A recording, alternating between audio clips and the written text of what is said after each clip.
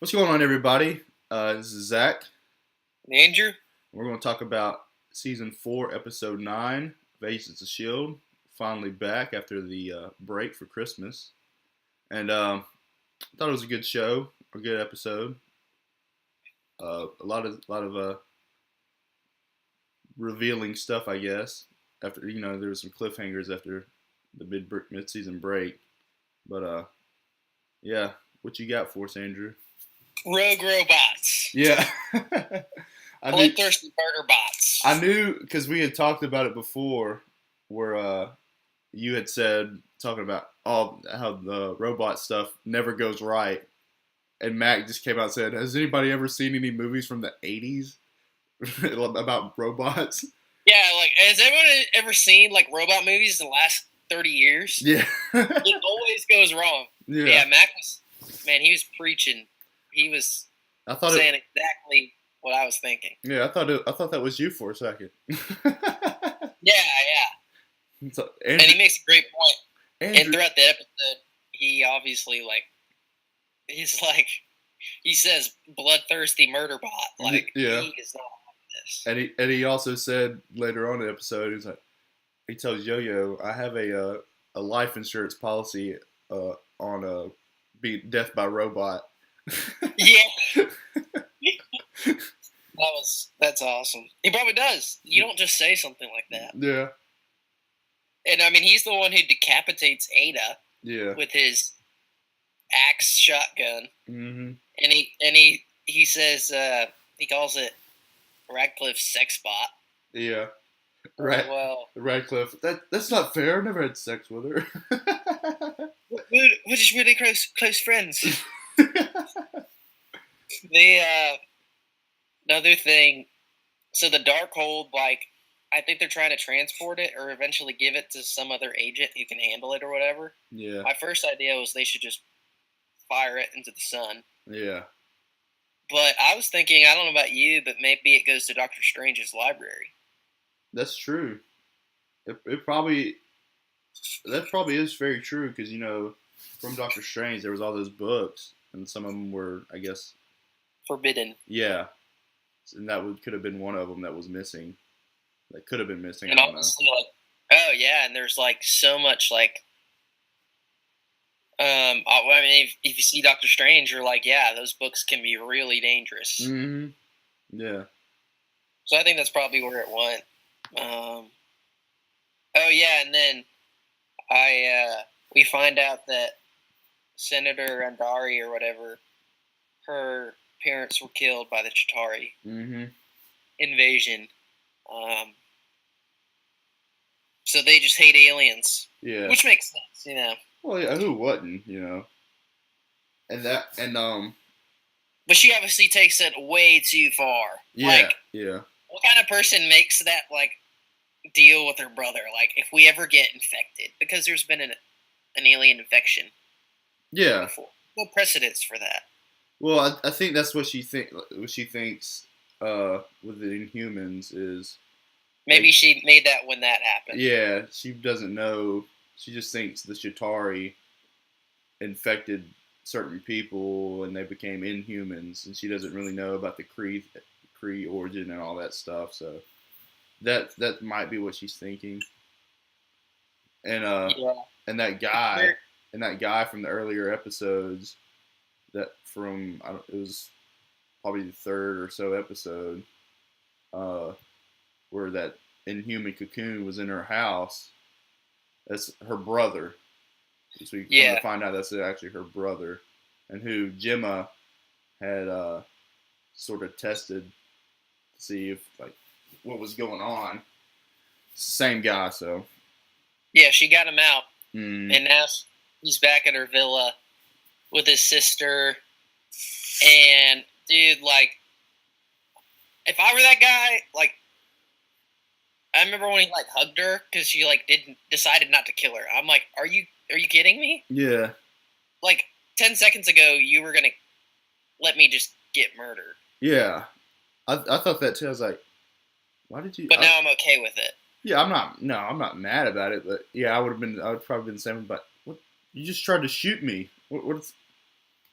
And then the guys, the watchdogs tried to kill me anyways, but then I knocked them all out, but I still get onto the plane with the guy who's trying to kill me. Yeah. Or the helicopter. Well, I kind of think is the reason why is because, you know, Mace and Gemma are there, and they're trying to convince him to go with them. And he's like, we have, or I know people like you also. Like, are they agents? Well, yeah, but, you know, he's like, they get to live their lives. Yeah, he's like, man, I don't want to be an agent. So it's like, man, did you not see the Slingshot miniseries? Yeah. Where were you at? Idiot. And so she ends up shooting him anyways and dropping him out. But I think, and as soon as we see like the extra and he's like, he gets cocooned again, we obviously know he's still alive. I mean, yeah. Right when they keep on showing him, I'm like, okay, he's not done yet.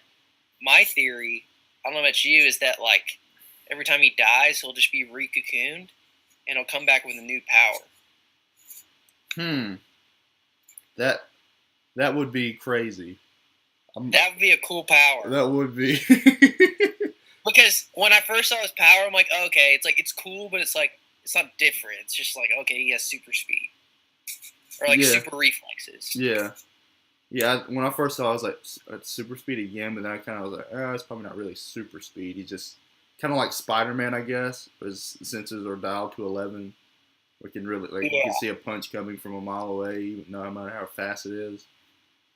And that's one of the big things why I think he may just get different powers each time. Either that or he wasn't really done in the first place and he kind of was rushed out. Mm-hmm. So he might have more powers coming. Mm-hmm.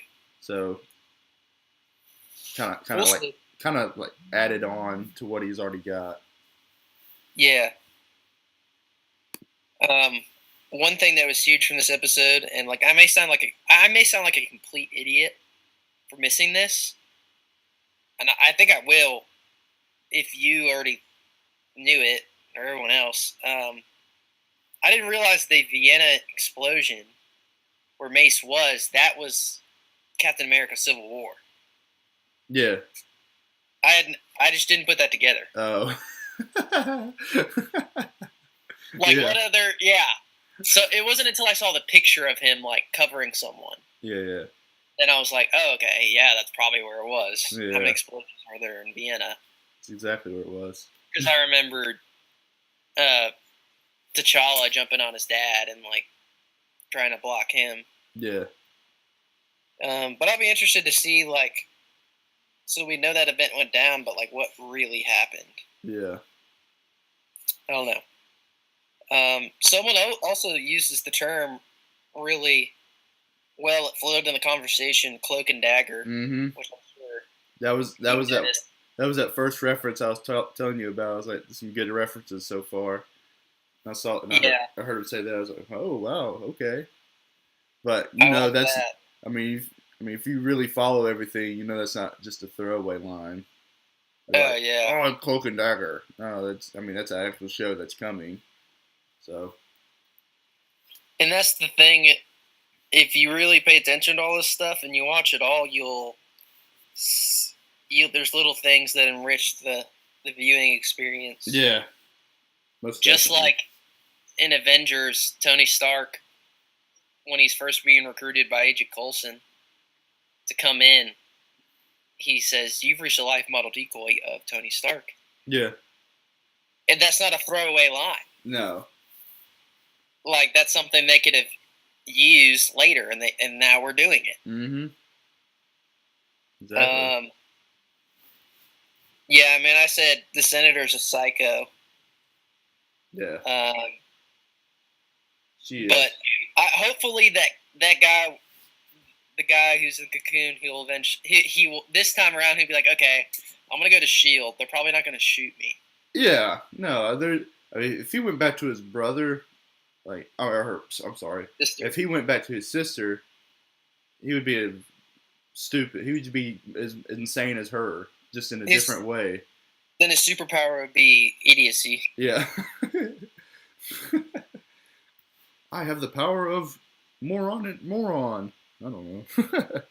But a huge reveal was I had a theory that like somehow so Ada has like unlocked like human emotion, Yeah. like the code for that, and so she can feel all that stuff. But that she's when she made May's like android, it is May's consciousness that is in there. Yeah. Like, so it's not like Ada's like controlling her and just acting like it. Mm-hmm. He had like unlocked like all the patterns that in May's brain that led to her consciousness. Yeah. And was able, and given the knowledge from the Darkhold, was able to replicate that. Yeah. In an android. Because I mean, so May really thinks she is like fine. Yeah. Because I mean, they're not gonna. She wouldn't. I mean, it's smart because she's not gonna just send in a new, I guess, a life model decoy.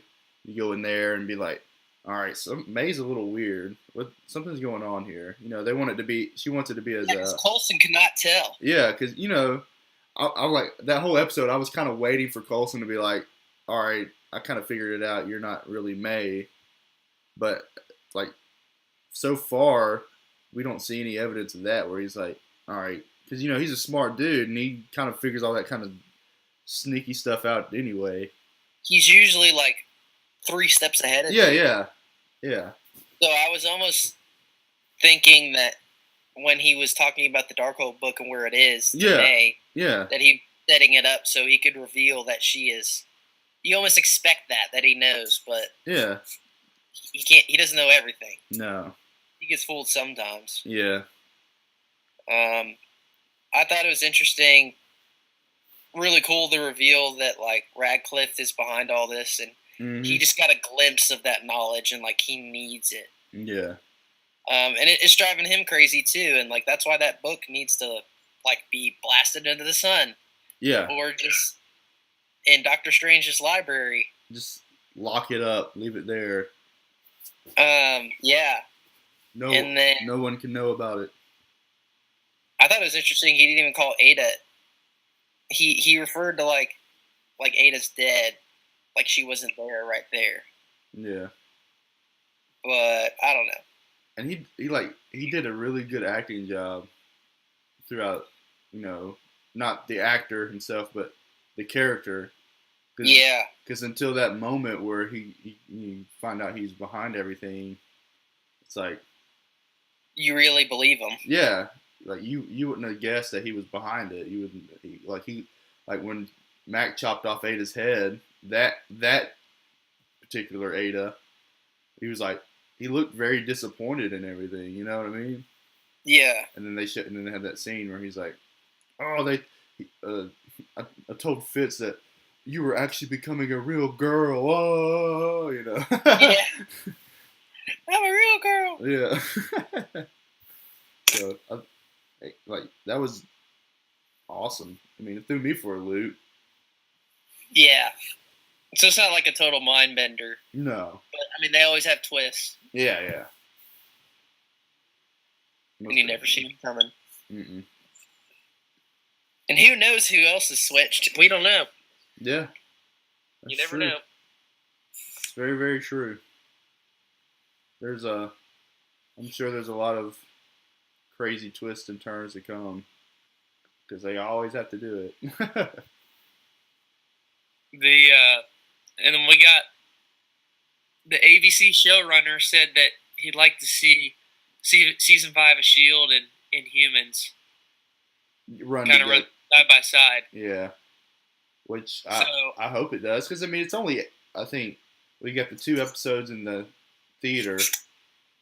Yeah, and then it's 6 more episodes after that, so I don't see why it couldn't. Yeah, it's not like it's a 22 episode thing. Is it like 6 episodes or 8? It's 8 total, so it's 6 would be on ABC, and the other 2 would be in the IMAX theater. Yeah. So yeah, it's not like it's gonna be this crazy 22, 23 episode show where Yeah, like, and that really is a lot. Yeah, but I mean, like with the CW, Flash and Arrow run side by side. I don't know why Shield and Inhumans could do it either. You know, I don't see that. Like, I guess Tuesday night you do Shield and Wednesday night you do Inhumans, or Tuesday, Thursday, something like that. You know what I mean? Because there's no Agent Carter. Nope, there's not. So we need something. Yeah. All right, that's all I got. Yep, that's everything I got too. So everybody, stay tuned, like, subscribe, comment, share, do it all, and watch out for murder bots. Yeah, murder bots. Don't try to create a robot. You never know. Yeah, but we'll talk to you guys soon. See ya. Peace.